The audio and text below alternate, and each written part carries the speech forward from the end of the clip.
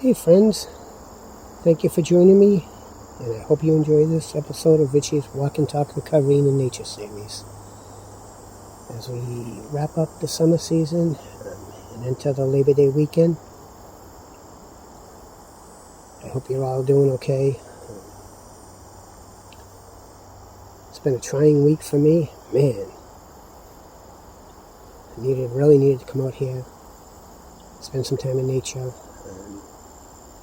And again, that feeling that I need to do something to help somebody else make the video, and hopefully you benefit from my feelings. Things have been going on. Things that we should be grateful for, but if we let life happen, or life just has happened, the fridge went out, I got to get a new fridge. How am I getting to work today? Arguing with my wife, the kids, all the things that when we get sober and recover, we're grateful that we have. So there used to be an old saying, I can't remember exactly what it was, but I think I posted it once, but it's, the things I have today that I'm aggravated for a short time ago, I would have been grateful to have. Anyways, out here in nature, been out here for half an hour, and that sense of calm and ease is already overcome. Just reminds me something I haven't thought about that hopefully maybe it'll inspire someone. I can remember going to my grandparents for weekends, and I would love it. They had this little patch of woods across the street. I say woods. 50 years ago, to me, it was a forest. It was probably 7 pine trees and one little path, but there was paths. I made 4. I would spend hours out there, and what a feeling! And then we get wrapped up in life, and we lose that feeling. And for some of us, we replace that feeling with drugs and alcohol. And man, when we do that, if you're an addict or an alcoholic, you know the feeling. This is what I've been searching for my whole life. But also, if you have that, I don't know what you call it, disposal, generic gene, brains wired, whatever it is.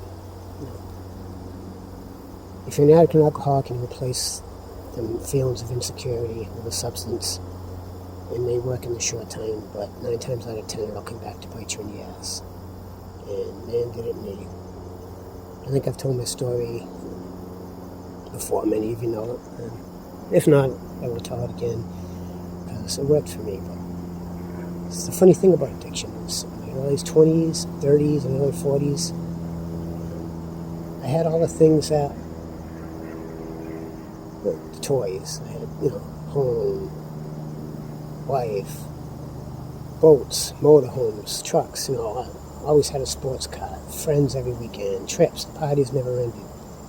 But yet, I would always cross that line.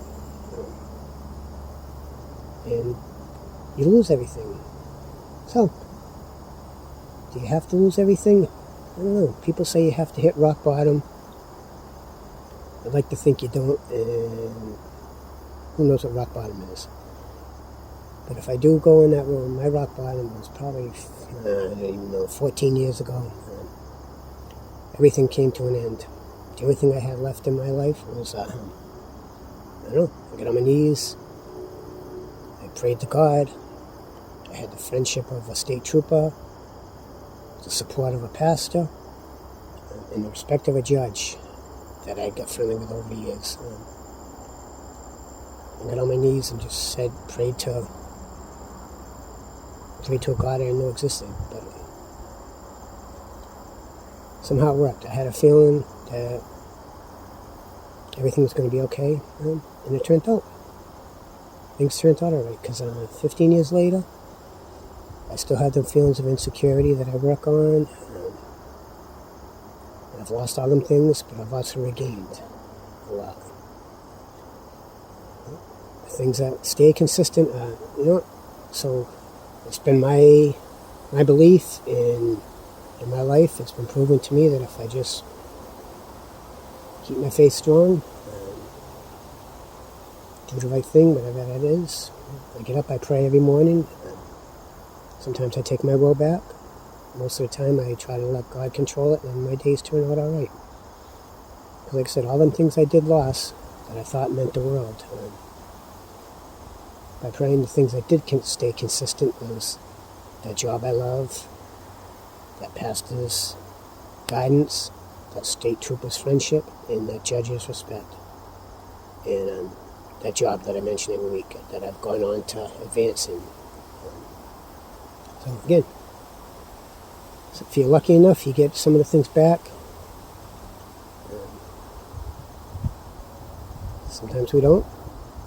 But again, like I said, coming out here, I believe in God, connecting with nature, and making a video that I feel some of you can benefit from is what's kept me on my path of recovery.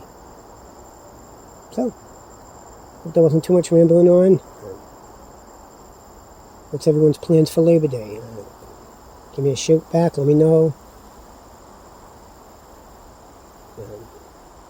Hopefully this is recovery related, family related, or just something fun.